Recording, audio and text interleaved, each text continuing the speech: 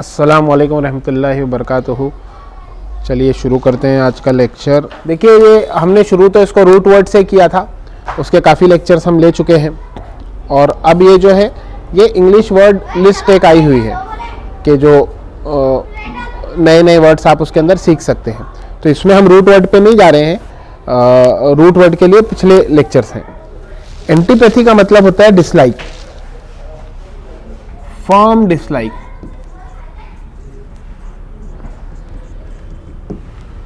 किसी चीज़ में कोई चीज़ को मतलब नापसंद करना, और किसी से नापसंदीदगी का क्या करना, यानी कोई चीज़ पसंद नहीं होना, कोई इंसान पसंद नहीं होना, तो उसको क्या बोलते हैं? एंटीपैथी बोलते हैं।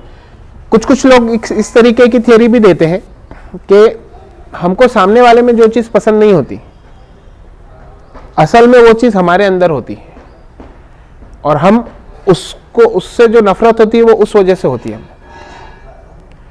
और ये कई बार हमको एहसास नहीं होता कि हम जो सामने वाले में नापसंद कर रहे हैं चीज़, असल में कहाँ है वो चीज़? वो हमारे अंदर है, चीज़ वो बुरी ही है।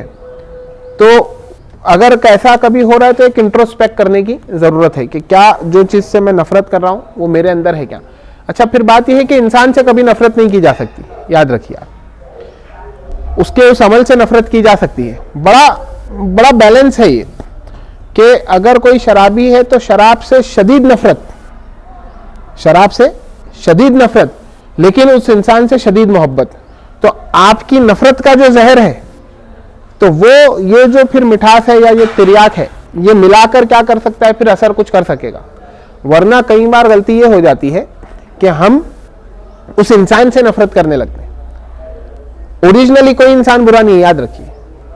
अल्लाह ताला ने हर इंसान को दीन फितरत पर पैदा किया है, तो कोई इंसान बुरा नहीं है। बस ये कोशिश है कि वो अपनी असल को पहचान ले। तो जब आप उसको मोहब्बत की नज़र से देखते हैं, लेकिन उसके उस शराब को आप नफरत से, तो उसको भी अच्छा लगता है। वो आपकी यानी कि उम्मीद है कि आपकी बात सुन लेगा। बात तो कोई सुनता ही नहीं जब तक अल्लाह दिल में ना डाले, ये बात तो तय है। हमारा आपका काम क्या होता है? कोशिश होता है।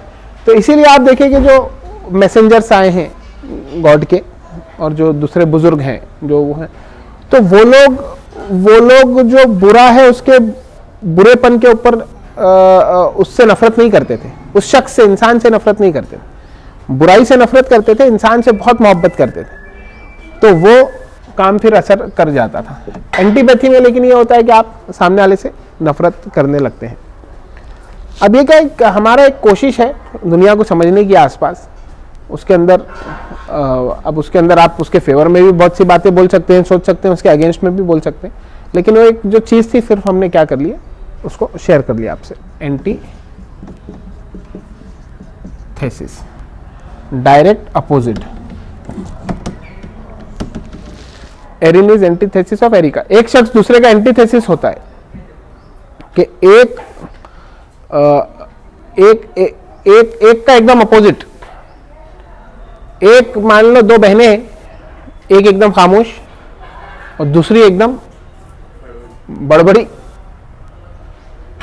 दो भाई है, एक एकदम डरपोक, कुछ हुआ नहीं कि डर जाता है, और दूसरा एकदम बहादुर।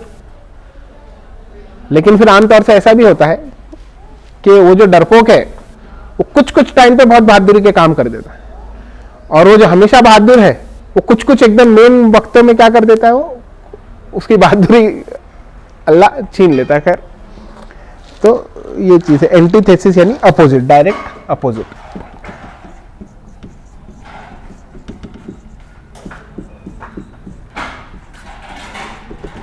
अभी आप लोग जो उसको बढ़ा लेते हो आगे, 10 सेकंड आगे, 15 सेकंड आगे, क्या सर लिख तो रहे हैं, तो भाई ये जो बीच में, अभी मैं न्यूरो साइंटिस्ट का एक छोटा सा मैंने सुना, तो न्यूरोलॉजी, आपका दिमाग कैसे काम करता है, तो ये जो बीच में छोटे माइक्रो ब्रेक्स आते हैं ना, उसमें आपका दिमाग इंफॉर्मेशन को प्रोसेस करता है।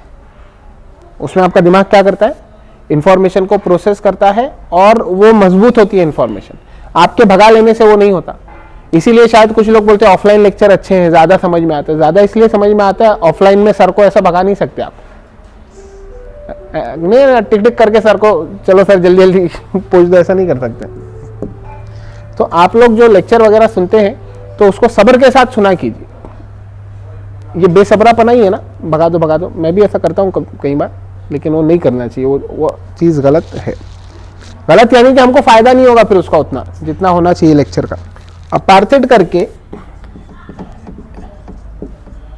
एक पॉलिसी वहां पर थी, रेशियल सेग्रीगेशन की पॉलिसी थी। रेशियल सेग्रीगेशन यानी कि आपकी रेस के बुनियाद पर, आप गोरे हैं, आप काले हैं, इस बुनियाद पर आमतौर से दुनिया को ये दो उसके अंदर लोगों ने वो किया है कि भाई ये गोरे और ये काले, तो उसकी बुनियाद पर अलग करना। तो अफ्रीका के अंदर ये चलती थी, उसकी बुनियाद पर क्या करते थे वो लोगों को अलग अलग करते थे। यानी आप बस में चढ़े तो आपने देख लिया कि भाई ये यूरोपियन से गोरे हैं, तो गोरों की सीट अलग, थोड़ी अच्छी सीट्स किसकी होंगी, जहां पे आसानियां हो वो सीट्स गोरों की होंगी, और जो काले हैं उनकी सीट्स अलग है, पीछे है। या फिर अगर गोरा चढ़ा तो काले को क्या कर देना पड़ेगा, उठ जाना पड़ेगा, सीट छोड़ देनी पड़ेगी। यानी मैं बैठा हूं, पहले मैं आया, लेकिन तो ये असल में इंसान जब धीरे धीरे धीरे धीरे उसके अंदर शैतान बसता जाता है, तो फिर वो एक इंसान में बसता है, वो कई कौमों में बसता है, तो फिर वो इस तरीके की पॉलिसीज उसके अंदर की जाती है।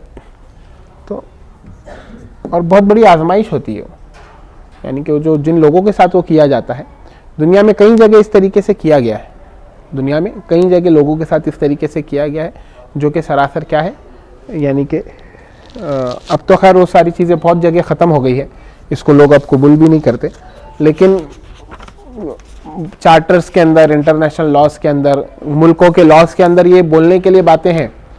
ग्राउंड लेवल पर बहुत जगह बहुत सारी चीज़ें होती हैं। ग्राउंड लेवल पर इंसान जब तक के, तो अपैथी, एक क्या है वर्ड, अपैथी, एक वर्ड है आपका अपैथी, लैक ऑफ फीलिंग। इसका मतलब क्या होता है, lack of feeling. Lack of feeling यानी, पैथी यानी कि फीलिंग, अपैथी यानी उसका अपोजिट, कि कोई फीलिंग नहीं, कोई गिर रहा है, पड़ रहा है, मर रहा है, हमको कुछ फर्क ही नहीं पड़ रहा, हमको कुछ क्या नहीं पड़ रहा, फर्क नहीं पड़ रहा, तो ये अपैथी है। एक जिंदा दिल जो होता है, और दूसरे भी कई आम इंसान ऐसे होते हैं जो अपने दिल, एक जिंदा दिल रखते हैं, तो उनको वो जिंदा दिल दूसरे की तकलीफ देखकर वो चैन से नहीं रह सकता, कुछ तो होगा उसको। किसी को आप तकलीफ में देखो तो कुछ तो यहां पर आपको तकलीफ अगर नहीं हो रही, लोग भूखे हैं, लोग प्यासे हैं, लोग कोई तकलीफ में पड़ा हुआ है, किसका एक्सीडेंट हो गया, किसका कुछ हो गया, किसका क्या हो गया, अगर यहां तकलीफ नहीं हो रही तो फिर जांचना चाहिए हमने कि क्या वो दिल मौजूद है या नहीं मौजूद। बड़ी खतरनाक बात है वो। अच्छा, उसकी कैफियत चेंज होते रहती है, उसकी कैफियत हमेशा चेंज होते रहती है, दिल की कैफियत। कभी वो बहुत ज़्यादा जिंदा हो जाता है, कभी क्या होता है वो मुर्दा हो जाता है। हमारे जैसे जैसे अमाल रहते हैं, हमारी जैसी, उसके बेसिस पर वो चेंज होता रहता है। और असल उसका जो है कंट्रोल किसके हाथ में, वो अल्लाह के हाथ में है। एक शख्स आया नबी सल्लल्लाहु अलैहि वसल्लम के पास। नबी सल्लल्लाहु अलैहि वसल्लम नवासों को मोहब्बत करते थे, प्यार करते थे, बच्चों को बड़ा प्यार करते थे।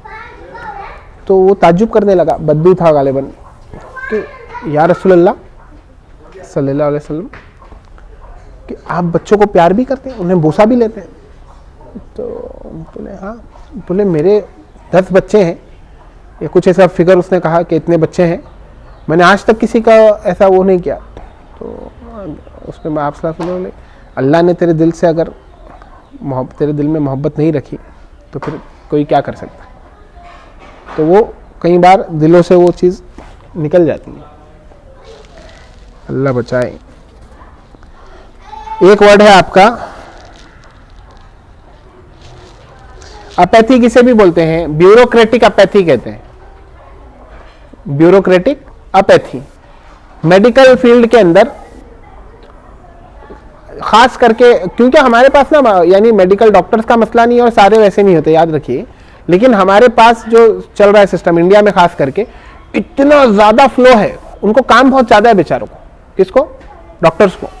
आप जाके देखिए गवर्नमेंट कोई भी हॉस्पिटल में, हिंदुस्तान में कहीं भी जाकर देखिए, कंटिन्यू इतना फ्लो है पेशेंट्स का, मुझे ऐसा लगता है कि शायद 10 टाइम्स ज्यादा काम करते होंगे, या 20 टाइम्स ज्यादा उनको पेशेंट्स मिलते हैं क्या।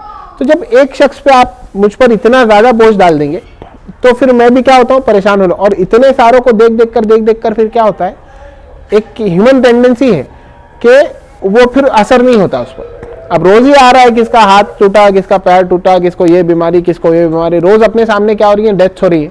1 2 3 डेथ देख के अपने को क्या होता है, बुरा लगता है। तो इतना ज्यादा कंटिन्यू जो बॉम्बार्डमेंट होता है मेडिकल डॉक्टर्स के ऊपर या वहाँ का जो स्टाफ है उस पर भी, नर्सेस हैं, मेल फीमेल नर्सेस हैं, दूसरा जो स्टाफ है वहाँ का, तो वो लोग फिर उससे वो हो जाते हैं, इम्यून हो जाते हैं। यानी हमको देखकर एकदम विचलित जिसे बोलते हैं ना हम होते, लेकिन उनके लिए क्या हो गया, वो रूटीन हो गया। तो वो लोग फिर अपैथी डेवलप कर लेते हैं। यानी हम लोग देखते हैं कि वो परिवार वाले इतना खतरनाक रो रहे हैं, खानदान वाले जिसका कुछ हुआ है, कोई बीमार हो गया कोई, लेकिन वो जो दूसरे लोग हैं वो लोगों को बहुत ज्यादा फर्क नहीं पड़ता। उसमें कुछ होते हैं जिन लोगों ने उसको संभाल कर रखा हुआ है या उनको अल्लाह ने दिल में रकीक कल्ब उनको दिया है, तो उनके ऊपर हमेशा ही उसका क्या पड़ता है, असर पड़ता रहता है। तो वो उसको अपैथी बोलते हैं, ब्यूरोक्रेटिक अपैथी बोलते हैं, पॉलिटिकल क्लास की अपैथी बोलते हैं कि रोड खराब है, ड्रेनेज सिस्टम आपका खराब है, एजुकेशन सिस्टम की धज्जियां उड़ी हुई हैं, हर किस्म से परेशानी है, लेकिन उनको कोई फर्क नहीं पड़ता। उनका अपना जो है सारी चीजें क्या चल रही है। अब वो हमारे पास ब्यूरोक्रेट्स का भी वही मसला है साहब, और पॉलिटिकल क्लास का भी वही मसला है। एक मसला बहुत ज्यादा क्या है कि बोझ बहुत ज्यादा है काम करने का। यूरोप के अंदर ब्रिटेन है, कितना सा है ब्रिटेन के अंदर पार्लियामेंट में मैं समझता हूं कि हमारी पार्लियामेंट से ज्यादा एमपीज है, इतने से ब्रिटेन को संभालने के लिए। एमपीज कितने हैं, हमारी पार्लियामेंट से ज्यादा। हम लोग 150 करोड़ लोग हैं, ब्रिटेन में को नहीं लगता 10 करोड़ भी होगा, 2-3 करोड़ हो गए तो होंगे वो लोग अभी आज के टाइम पे 2023 के अंदर। तो आप इमेजिन कीजिए कि पॉसिबल ही नहीं है कि हमारा एक एमपी हर किसी से क्या कर ले, 5 साल के अंदर वो पब्लिक को मिल ले या कर ले या कुछ कर ले। खैर, एक वर्ड है जबरदस्त, नहीं ये जबरदस्त से जबरदस्त बाद में आएगा, अभी ये पहले दूसरा बता। अफोरिज्म क्या है, विटी सेइंग क्या है, विटी थोड़ी ऐसी, यानी हमारे एक दोस्त हैं वो बोलते हैं कि there is thin line between bravery and foolishness. क्या बोलते हैं, there is thin line between bravery and foolishness. और ऐसे छोटे छोटे तो वो होते हैं, तो उसको क्या बोलते हैं, अफोरिज्म्स बोलते हैं। विटी बोले तो उस पर क्या आ जाए, सामने वाले को मजा आ जाए, उस पर हंसी आ जाए। तो बेंजामिन फ्रैंकलिन प्रेसिडेंट थे, तो वो अफोरिज्म के बहुत ज्यादा दिलदादा थे, यानी कि ऐसी छोटी छोटी उनकी लाइंस थी और ऐसे कुछ मौके पे जड़ दिए। वो कुछ होते हैं ना, और ऐसा जड़ देने से बड़ा मजा आ जाता है उस टाइम पर। हाँ, जबरदस्त वाला वर्ड ये है,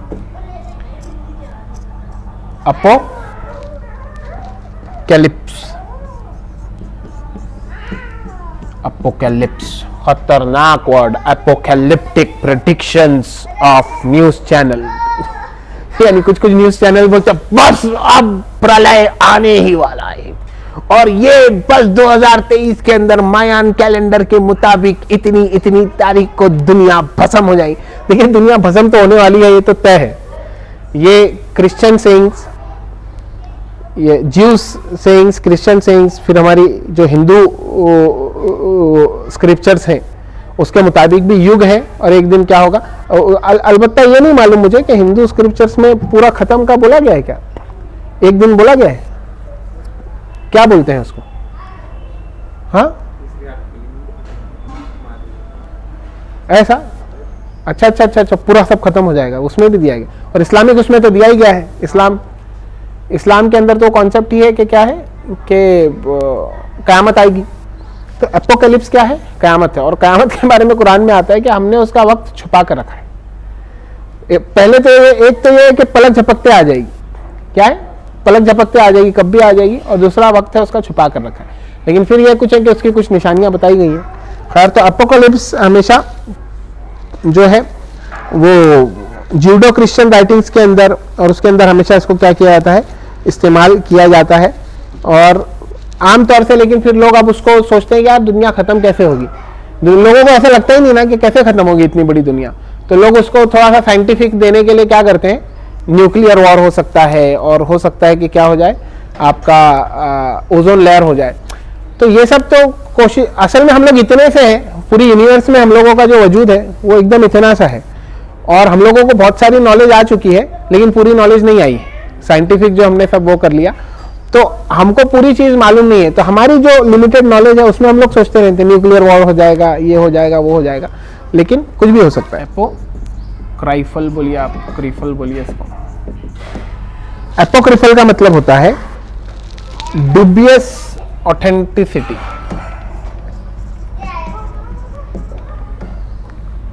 dubious authenticity,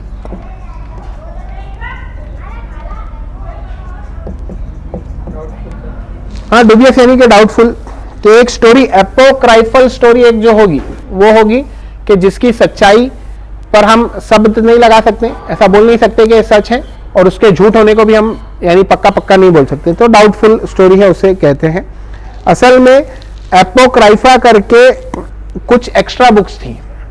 the Apocrypha are number of extra books of the Old Testament. इनके पास है ना New Testament, Old Testament, Christians के पास न्यू टेस्टामेंट, ओल्ड टेस्टामेंट है। तो ओल्ड टेस्टामेंट के अंदर एपोक्राइफा ये किताबों का नाम है जिनको ज्यूस रिजेक्ट करते हैं। ज्यूस क्या कहते हैं? ज्यूस कहते हैं कि प्रोटेस्टेंट और ज्यूस उनको बाइबल्स के अंदर नहीं लेते। प्रोटेस्टेंट और ज्यूस उनको बोलते हैं कि वो ऑथेंटिक नहीं है।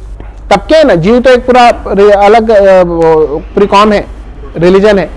क्रिश्चियंस के अंदर कैथोलिक है और प्रोटेस्टेंट्स है। कैथोलिक है, उन्होंने पुरानी चीजों को बड़ा अच्छे से संभाल के रखा हुआ है, और प्रोटेस्टेंट है वो थोड़ा लॉजिकल बात करने की कोशिश करते हैं। तो वो प्रोटेस्टेंट बोलते नहीं है, जो पुराना जो बोल रहे हैं आप, ये क्या है, ये जो वो नहीं है। तो वो एपोक्राइफल वर्ड का ओरिजिन बता रहे हैं आपको कि एपोक्राइफल वर्ड आया कहां से। एपोक्राइफा बुक होती थी जिसपे ज्यूस और प्रोटेस्टेंट्स को यकीन नहीं। अब ये कैसा बड़ी माजरत के साथ रिलीजन की बात है, वो कैथलिक्स जो हैं हमारे, बस ये वर्ड के ओरिजिन के उसमें इसको एक वर्ड है एपियोथियोसिस। वर्ड क्या है? एपियोथियोसिस। एपियोथियोसिस का मतलब डिवाइन लेवल पर कोई चला गया। एक ये बोलते हैं कि कोई कहां चला गया, एक आला मुकाम पर कोई पहुंच गया। दूसरा उसका मतलब ये होता है कि किसी चीज के अंदर परफेक्ट एग्जांपल ऑफ कोई चीज, यानी फुटबॉल प्लेयर, तो फुटबॉल प्लेयर में सबसे बेस्ट वो लेवल पे अगर कोई चला जाए तो उसको क्या बोलते हैं? ऐसी चीजों को एपियोथियोसिस कहते हैं। एक वर्ड है आपका अपीज। अपीज करना, यानी कि इंडिया में बड़ा चलता है आजकल। इस वर्ड का सबसे ज्यादा इस्तेमाल बीजेपी जनसंघ वगैरह ने किया हुआ है कि to suit to pacify by giving into, कि उनकी डिमांड को मान लेना, किसी की डिमांड को क्या करना, मान लेना। बड़ा अच्छा सेंटेंस यहाँ पे दिया गया है। Larry appeased his angry mother by promising to make his bed every morning without fail until the end of the time. Bed बनाना बोले तो सुबह अपना बिस्तर उठाकर रखना, या बिस्तर में अपनी चादर वादर अच्छे से झटक के सही से उसको बना लेना। ये बड़ा इंपॉर्टेंट माना जाता है कि जो सुबह सुबह बिस्तर बना लेता है, सुबह सुबह क्या करता है, एक गोल कर लेता है। गोल कर लेता है बोले तो एक पॉजिटिव काम कर लेता है जिससे उसको एनर्जी मिल सकती है। कुछ लोग उसको ऐसा बताते हैं। तो ये आमतौर से लड़कों की आदत होती है, लड़कियां भी हो सकता है उसमें शामिल हो, कि सुबह उठ के क्या करें, सीधा निकल गए, छोड़ दिए अम्मी के ऊपर, अब्बा के ऊपर, स्कूल चले गए, कॉलेज चले गए। इतना बड़ा जो काम कर रहे हैं हम स्कूल और कॉलेज में जाकर, और यूपीएससी का प्रिपरेशन कर रहे हैं हम, तो और वो असल में क्या क्या कर रहे हैं वो अल्लाह जाने। कितना ज़्यादा सीरियसली सारी चीज़ें स्कूल कॉलेज और यूपीएससी की प्रिपरेशन में होती हैं। तो वो बेड वेड छोड़ दिए। वो ऐसा समझते हैं हम एहसान कर रहे हैं, माँ बाप के ऊपर क्या कर रहे हैं, बहुत बड़ा एहसान कर रहे हैं कि हम उठे और हम क्या गए। कुछ लोग तो ना अपने माँ बाप को क्या करते हैं मालूम है आपको, कुछ लोग ब्लैकमेल करते हैं। असली में सपना रहता है वो अब्बा का, अम्मा का, कि बेटा डॉक्टर बन जाए या आईएएस बन जाए या कुछ बन जाए। हाँ, अब इसको दुखती रग मालूम पड़ जाती है, इसको दुखती रग मालूम पड़ जाती है कि ये अब्बा चाहते हैं कि मैं आईएएस जाओ, फिर मैं नहीं पढ़ूंगा। हाँ, मैं करूंगा ही नहीं, मैं छोड़ दे रहा हूँ, मैं एमबीबीएस नहीं कर रहा हूँ, मैं कुछ भी कर लूंगा, मैं कोई दुकान पे काम कर लूंगा, मैं बिजनेस कर लूंगा। अब बाप को एकदम टेंशन आ जाता है कि यार ये तो अगर निकल गया ये, हालांकि वो क्या कर रहा होता है लड़का या लड़की, ये खाली उनको ये मसले, लेकिन ये सब अप्रिशिएट करना, अप्रिशिएट करना बोले तो किसी चीज का क्या होना,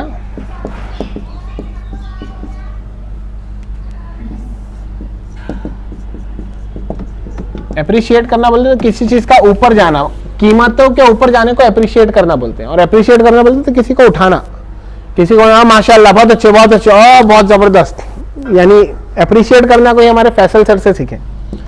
फैसल सर जो है हमारे इतना जबरदस्त खुलदाबाद वाले, तो वो क्या करते हैं, कोई स्टूडेंट आ, कई 100 हजारों स्टूडेंट उनके पास से चले गए, अब कोई स्टूडेंट आके बोलता है सर मैं इस तरीके, यार तुम बहुत जबरदस्त कर रहे हो यार, माशाल्लाह बहुत अच्छा हो जाएगा यार, बहुत खूब करते रहो। एक वर्ड है फिर फाइनल आज का, एप्रीहेंसिव। क्या है?